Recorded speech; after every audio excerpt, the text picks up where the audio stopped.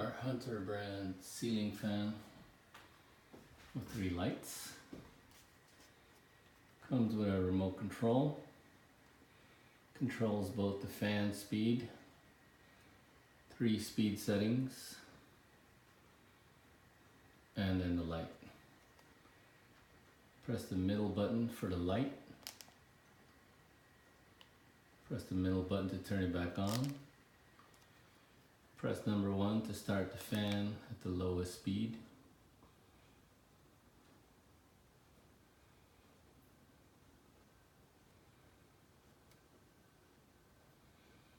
Now set it to second setting, number 2.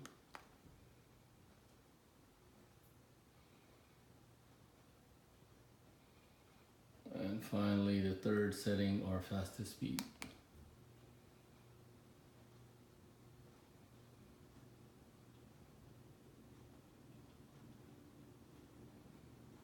There you go. I'll put it back to 1. And without the remote, you can also turn it off and on with these chains. I believe the one on the right is, the middle is the light. Yeah, that's the light. And then the other one is for the 3 speeds.